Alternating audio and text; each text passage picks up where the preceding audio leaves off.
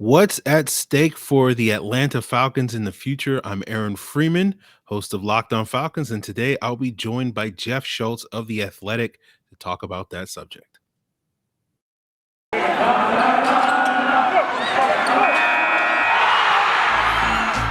You are Locked On Falcons, your daily Atlanta Falcons podcast. Part of the Locked On Podcast Network, your team every day.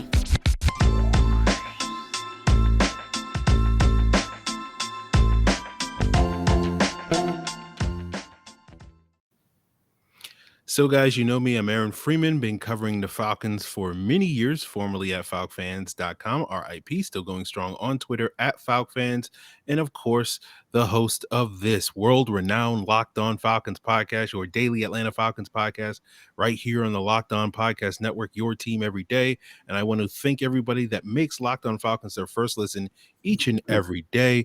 Of course, Locked On Falcons is free and available on a variety of podcast platforms, including Apple, Odyssey, Google, and Spotify.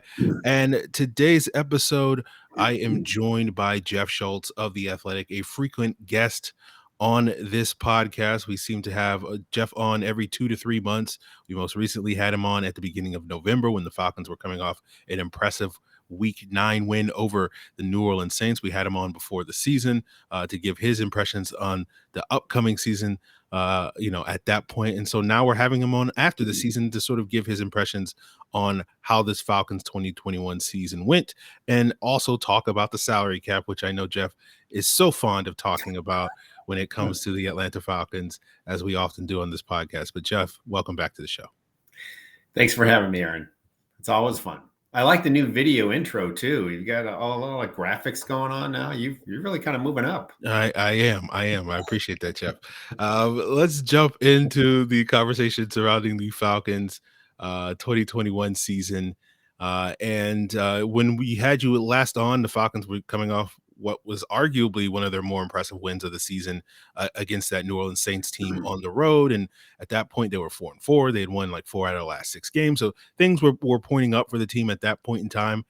They kind of hit the skids immediately following that. We won't blame you, Jeff, for poisoning the well in that regard. But the Falcons, struggled coming out of that Dallas game and that New England game, and then finished the season 7-10. So you hear a lot of people talk about the 7-10 finish being fairly impressive, given some of the circumstances that the team had to deal with, given some question marks about the team's overall talent level. I don't necessarily prescribe to that. I think 7-10 was a fine finish for this team, but not overly impressed by it. But I'm curious where you sort of fall on that sort of spectrum. Were you impressed by this team's performance this year, or was it just middle of the road type of thing for you? Yeah, and obviously I've been asked that question a lot. Is 7-10 good? Is it a disappointment? And generally I've said I thought it was good. And I've kind of tried to wrap that in the context of I think Arthur Smith did a good job, and I think Terry Fontenot on the whole did a good job bringing in low budget players that they could compete with. The more I've thought about it, since you're asking me again, I maybe like you, I'm trying not to put it in the context of numbers, how many wins, even though it obviously comes down to that. And we can say, boy, 7-10 is great. But, the flip side is they were minus 146 in point differential in the NFC, which is the second worst in the conference. You could read that different ways. Okay, well, boy, maybe they got lucky because they won some close games. Or guess what? Maybe they were good because they showed they could win close games. I mean, you could argue these things, 100 different ways.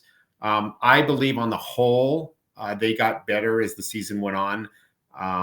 I believe that Arthur Smith and the coaching staff did a good job bringing a lot of sort of this island of misfit toys together to some degree to play hard. I think they tried to establish an identity about what they wanted to be on both sides of the ball. I think they improved in certain areas. I think clearly they have deficiencies in certain areas.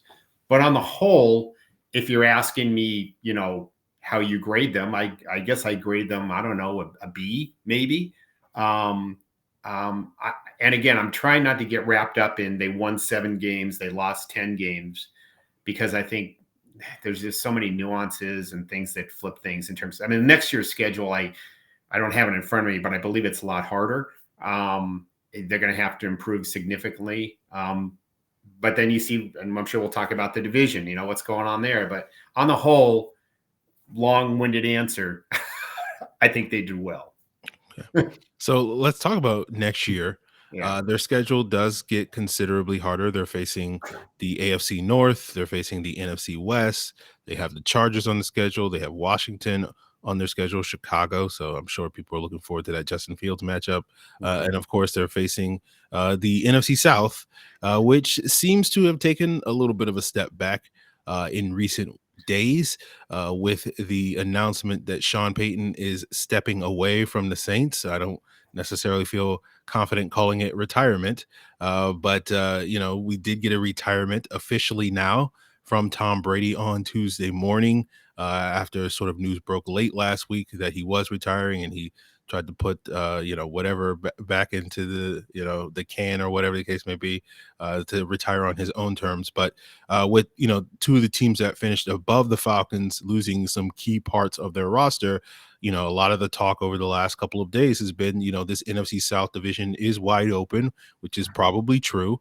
And now the Falcons are potentially poised, given that they have probably less coaching question marks than some teams in a division, as well as a bona fide quarterback, that the Falcons are sort of positioned that they could potentially make a run at this NFC South crown. I know you've been on the podcast several times, the last several times you've been on over the last year, sort of implying that you feel like the team is, with the hiring of Arthur Smith at the beginning of a multi-year rebuild. But does some of these recent moves in the NFC South sort of change the timeline? And should the Falcons sort of, seize the day, as they say, and try to make a run of it in 2022?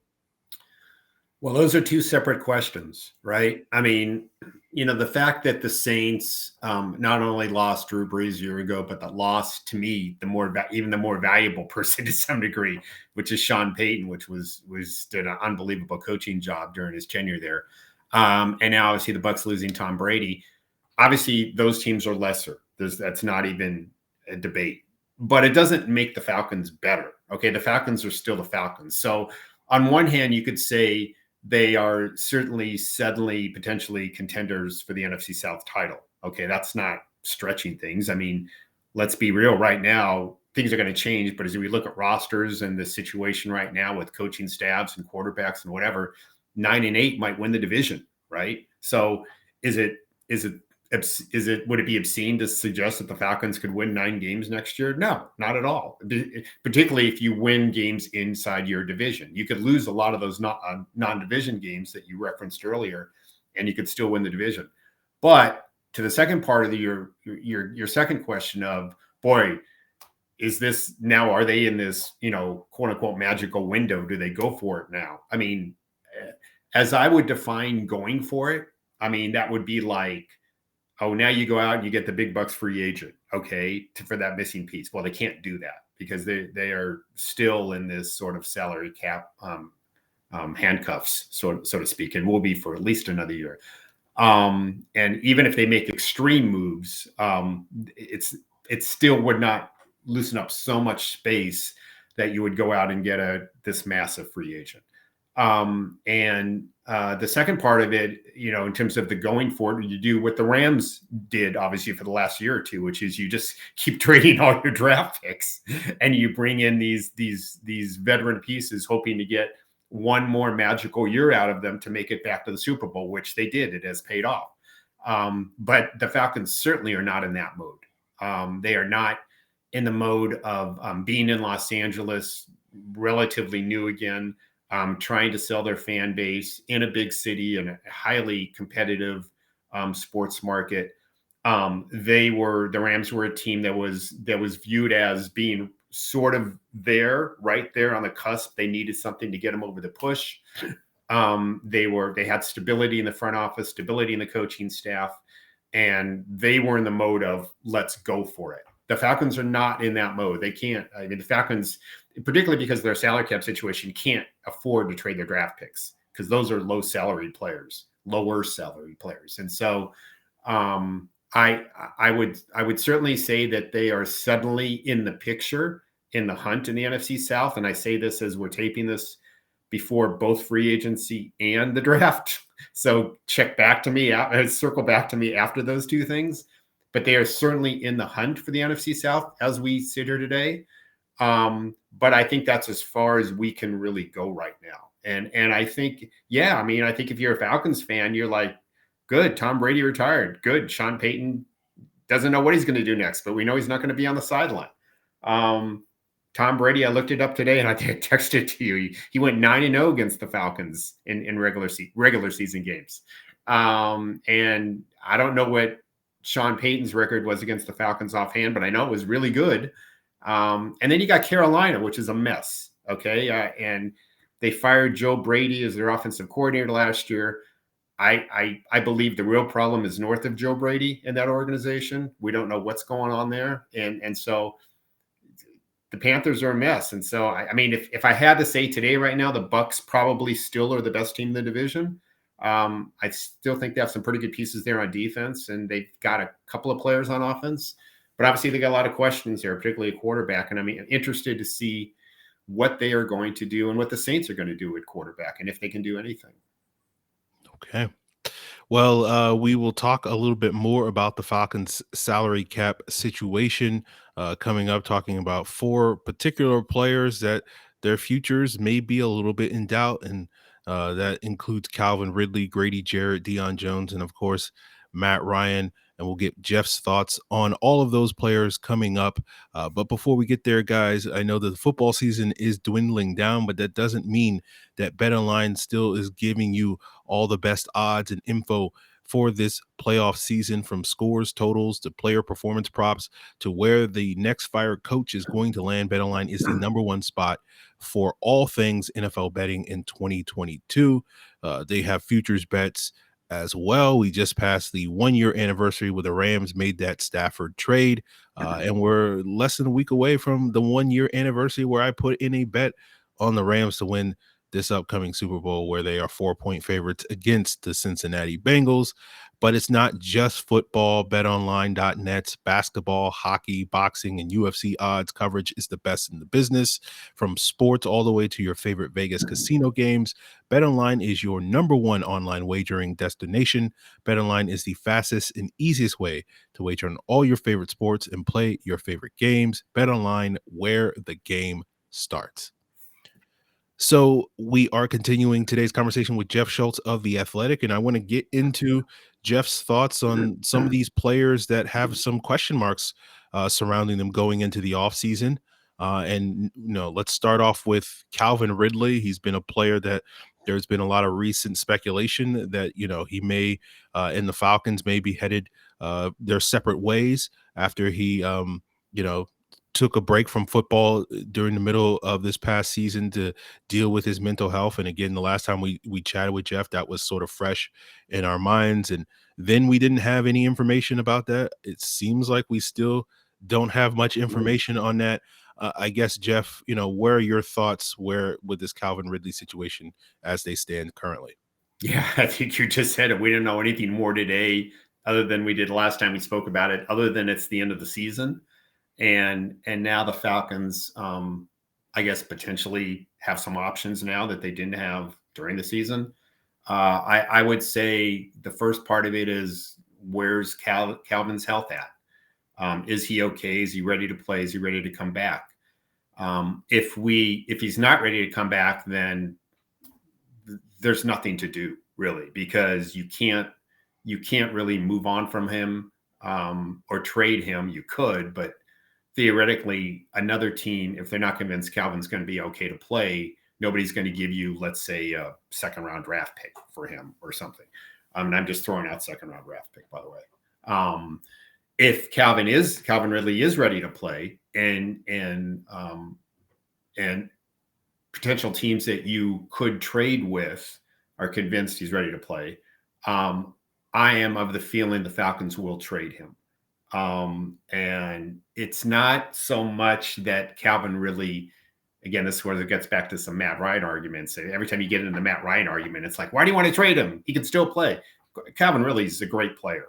And I believe he's elite or close to elite level receiver. He certainly can be if he keeps ascending as he did from a year ago. And I think a lot of teams would want him. I think the issue related to Calvin Ridley is that he will be up for a new contract very soon. And the Falcons have to decide whether in their position they have more important needs than a wide receiver. I believe that Arthur Smith in his offense loves power running game, loves tight ends. I don't want to say he doesn't value wide receivers, because I'm sure he does. But I think in the scheme of things, him and Terry Fontenot, and I'm speculating on this right now. Okay. I want to make that clear, that he and general manager Terry Fontenot both might look at things and say, okay, do we really want to spend a lot of money on a wide receiver? Again, this is assuming everything is equal and Calvin Ridley is ready to play, because we have all these other issues on the roster, and even on the offensive side of the ball, whether it's quarterback, running back, offensive line, obviously. So I believe that they would seriously consider trading him, and yeah, I think they would take a good draft pick for him. They're not going to give him away, obviously. You don't have to trade him, but I think a lot of it, beyond Calvin's health, a lot of this decision sort of spins around whether they are economically and where you're approaching his. I believe this is the last year of his contract, is it not? What is next year? Mm-hmm. I believe it would be. So, and his cap figure for 2022, if he plays, is about 11 million, which is not ridiculous. But again, this is the time on the contractual timeline where you generally redo a deal. Yeah. Let's switch gears a little bit. Talk about another player that is Oh, I thought you were going to come back at me a little bit on this one. No, you're not going to. No. I don't. There's not a whole lot to say about Calvin Ridley. Okay.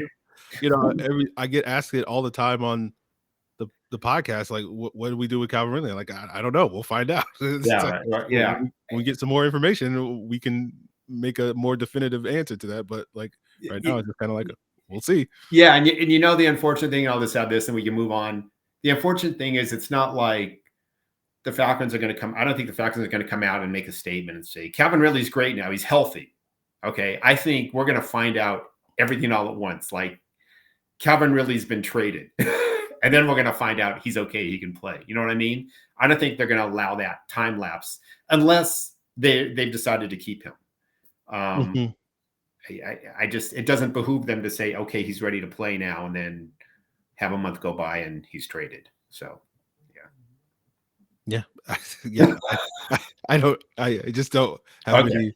You know, it's the one time I don't have a very profound take on okay, I'm going to write down this date, February 1st.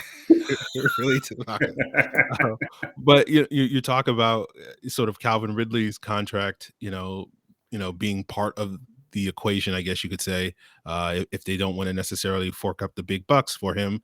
You know, that's a similar situation that the Falcons find for one of their top defensive players, and that's Grady Jarrett. Right. You know, he's entering a contract year. You know, basically, it seems like, from my perspective, if you're not of the mindset that you want to extend him and that amount that you're probably going to have to extend him, given what the market is today for that D tackle position, is a lot of money. But you know, you kind of then feel compelled to maybe have to trade him. But at the same time, I don't think you want to go into moving backwards from, you know, the defense where you're already dealing with a lot of issues up front. So I guess, where are your thoughts on with the Grady Jarrett situation? Do you have a sort of a gut feeling on how that gets resolved? My gut feeling is he's not going anywhere.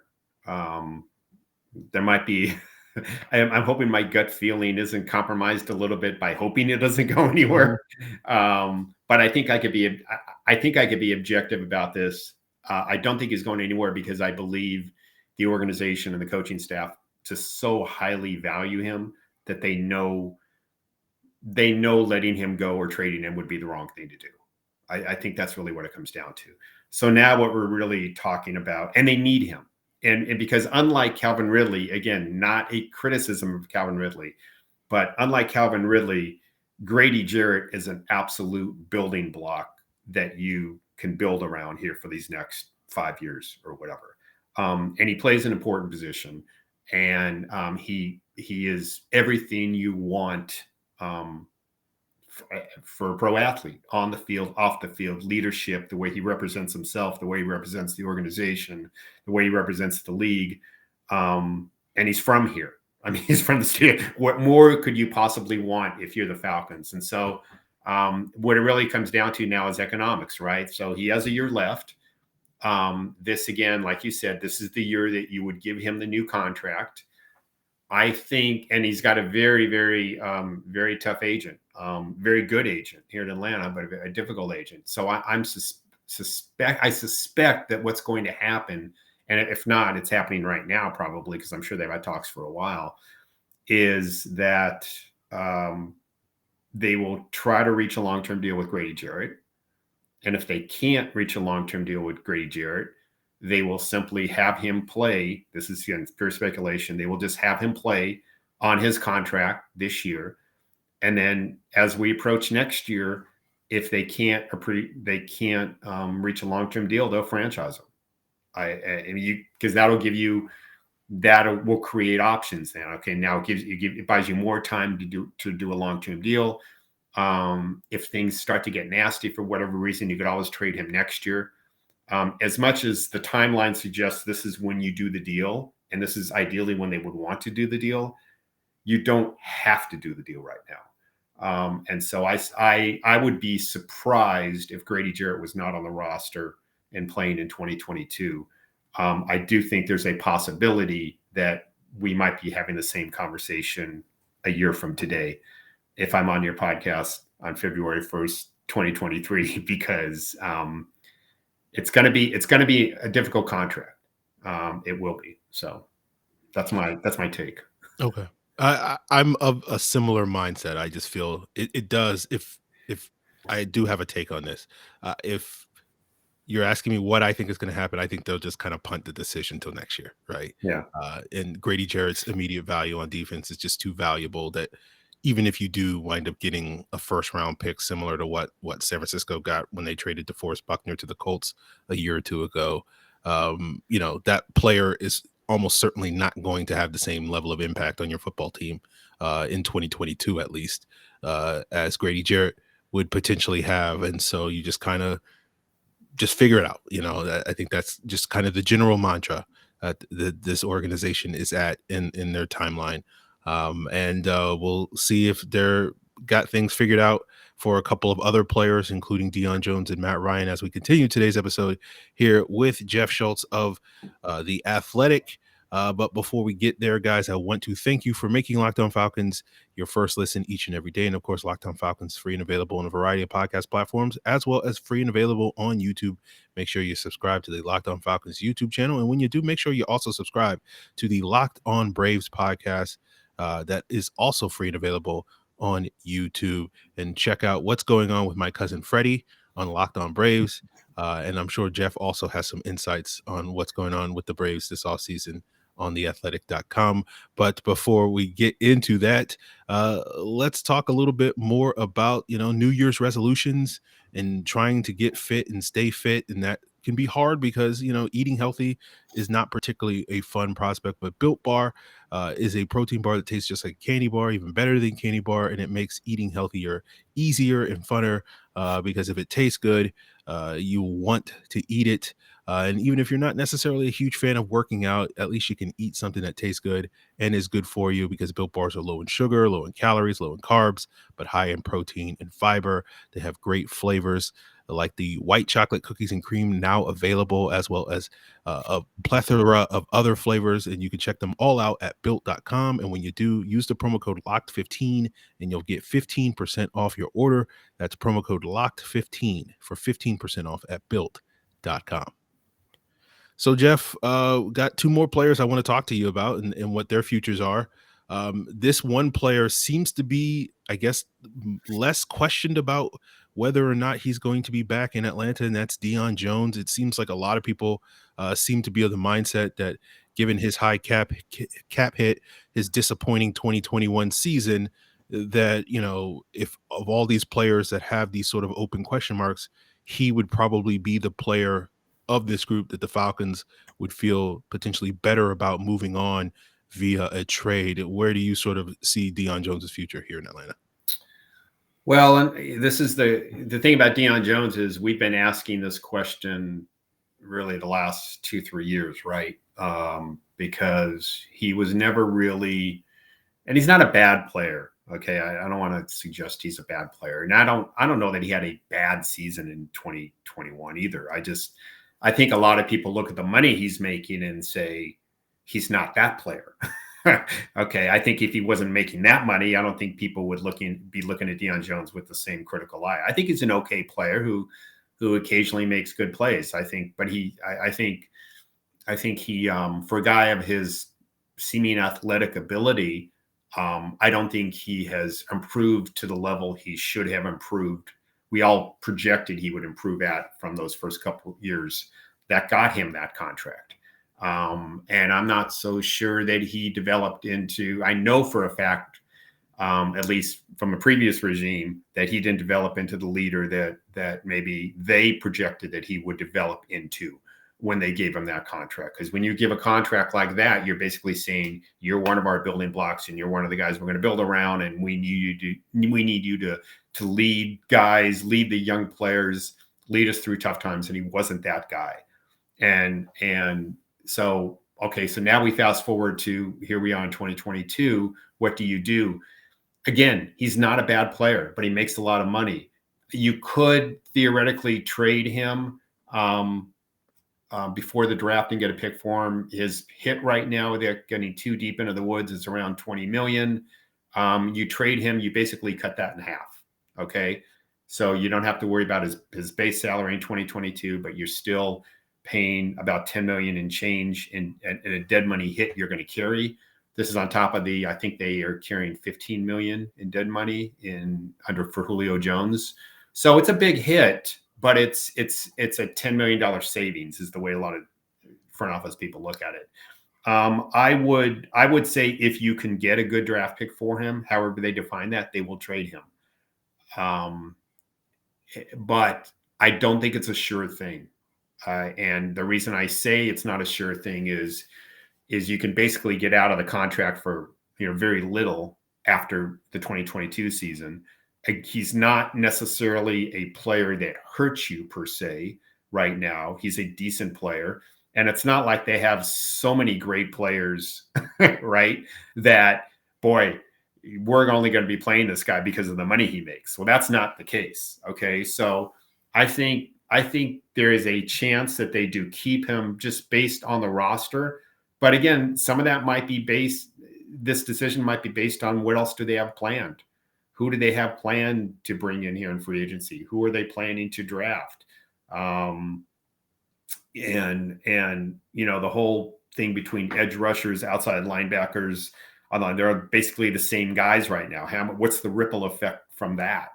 What are they looking at scheme-wise next year? They're just going to try to continue what they did this year. They're going to try to change things up a little bit. So I don't think it's a sure thing he's gone, because I think he's a decent player, even if he's overvalued relative to his money.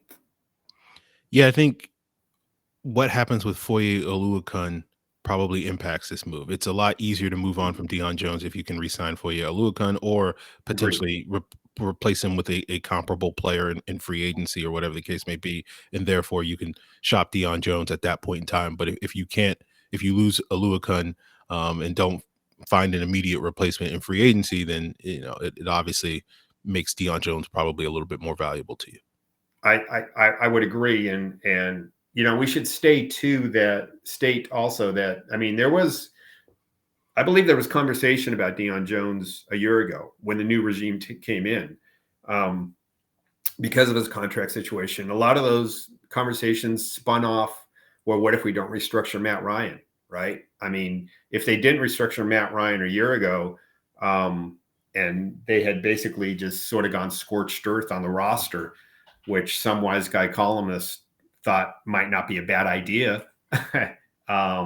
I think a cap casualty of all that might have been that they just let Deion Jones go last year or trade him, whatever they did.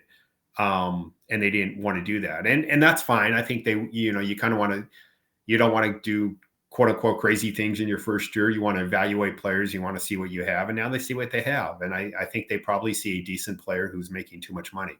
And I would agree with that. That's a good point. I think what happens with the Luakon will potentially could really have a ripple effect on what they do with Deion Jones.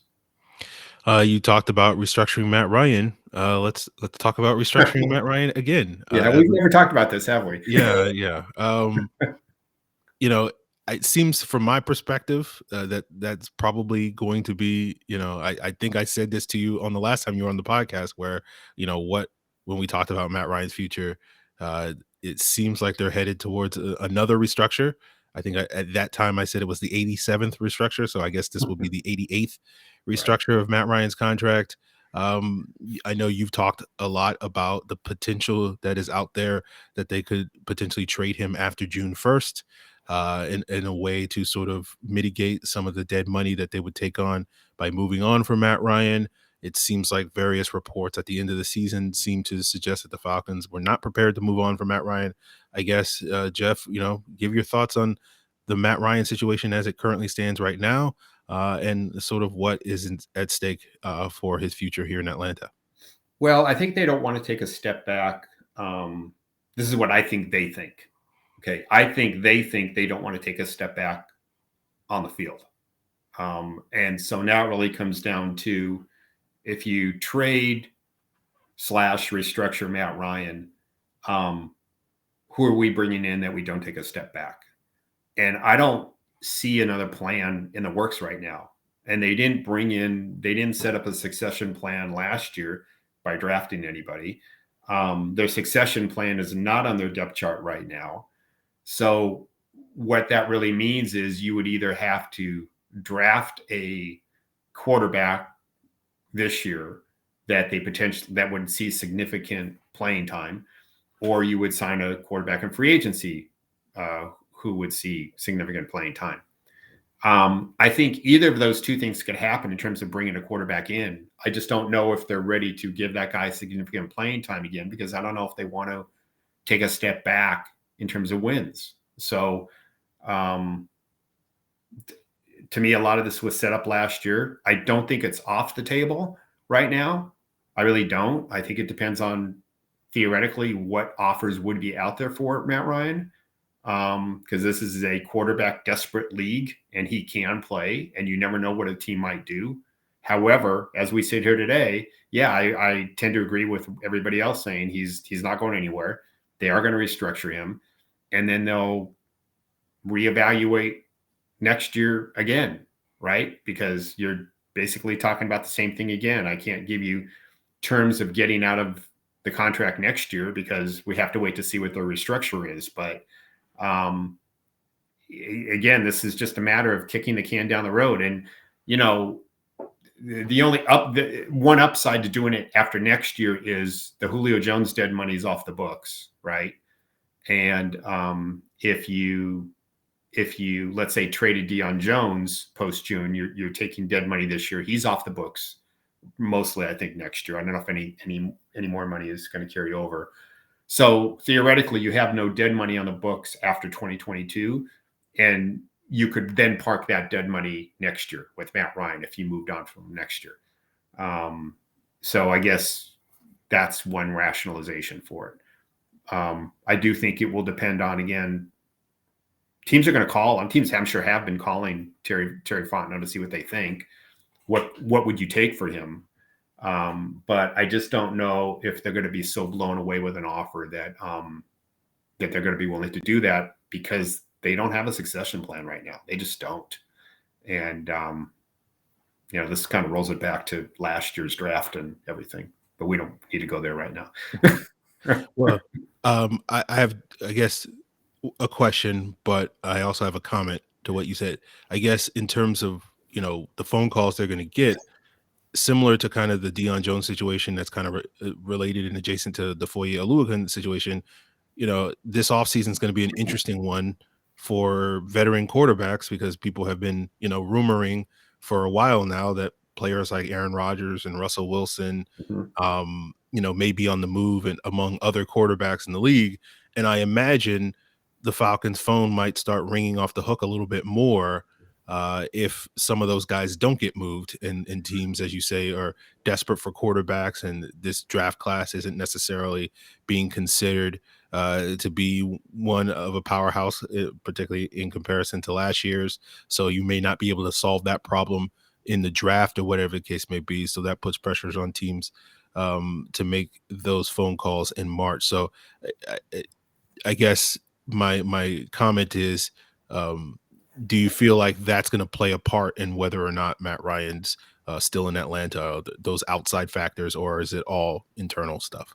No, I believe outside factors again could play a role if the offer is there, and if a significant offer is there. Now the problem is I don't know how they define significant offer. Okay, you're not going to get 2 first-round draft picks for him, but would they do it for a first-round draft pick?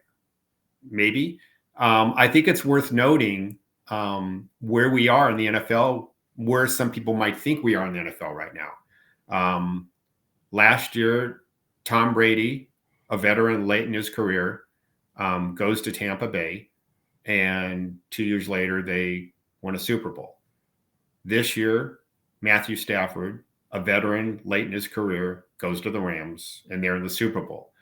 I think there are enough teams in the NFL that might view themselves as being potentially a quarterback away from contending for a Super Bowl.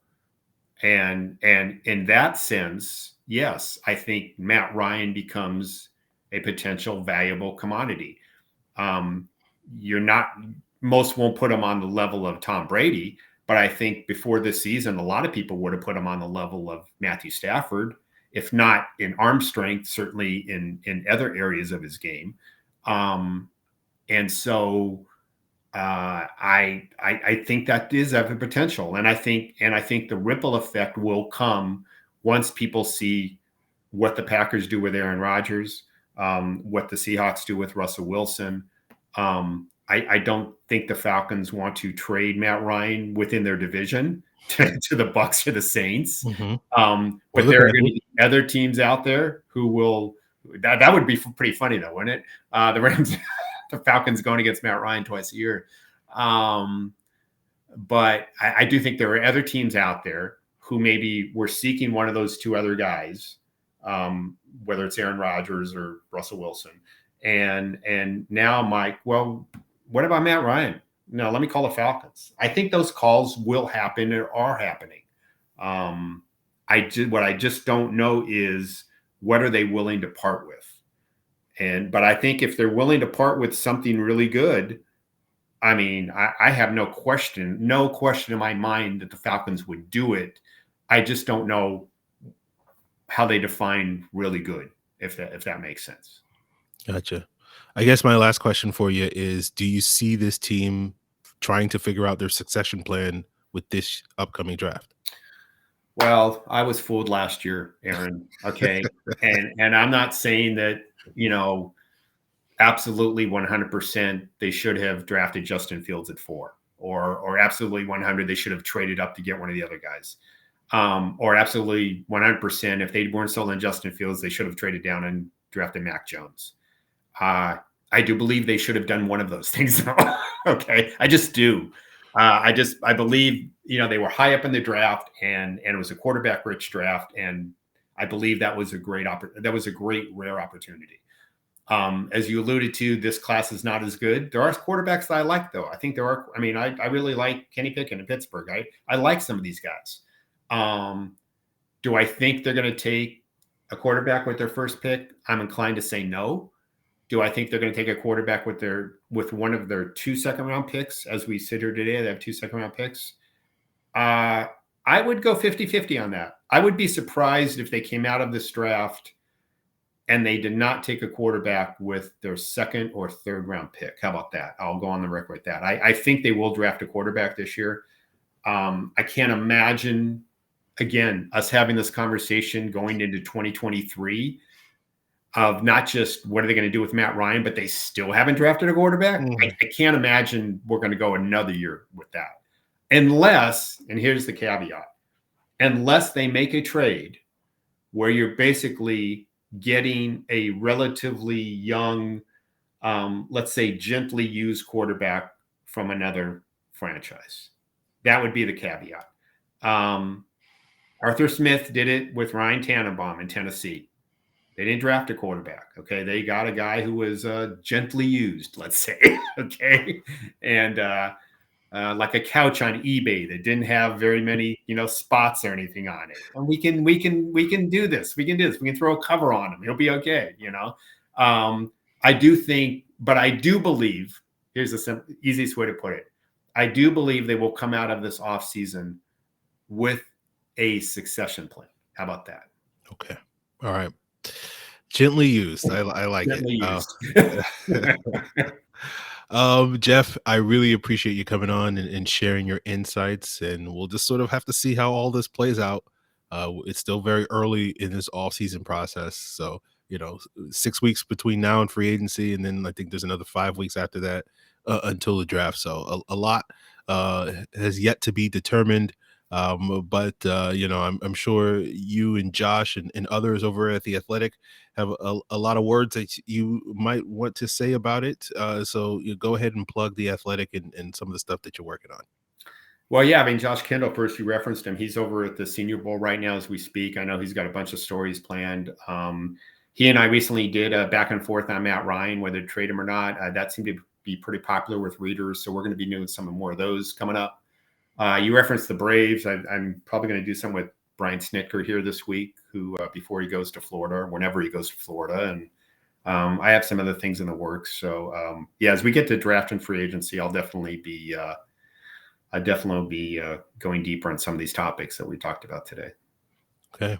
So guys, check out The Athletic. Of course, always a great bargain for you. Not only do you get great coverage of the Atlanta teams, but you get coverage of all the teams in all the leagues, basically, tennis, boxing, football, all that various stuff. So check out The Athletic. And that will do it for us here on today's Locked On Falcons. Tomorrow we'll be talking a little bit more about Grady Jarrett as we do our positional year-end reviews of the interior defensive linemen, and explore a little bit more of some of the things that Jeff and I talked about his future on that episode. But in the meantime, of course, you guys can provide your feedback to anything Jeff and I discussed on today's episodes, anything I've discussed on past episodes, or anything you want me to discuss on future episodes by hitting me up on Twitter or Facebook at Locked On Falcons. You can send an email to lockedonfalcons@mail.com. Of course, you can leave a comment here on the Locked On Falcons YouTube channel. And I always have recommendations for what your second listen should be after Locked On Falcons is your first listen. And of course, in addition to checking out Locked On Braves, Locked On Bulldogs, Locked On Hawks, why not check out the Locked On Bets podcast, where handicapping expert Lee Sterling is giving you the lowdown on all his daily picks, blowout specials, and his lock of the day. So check out Locked On Bets, available on all the same podcast platforms that you can find Locked On Falcons. Appreciate it, guys. Till then.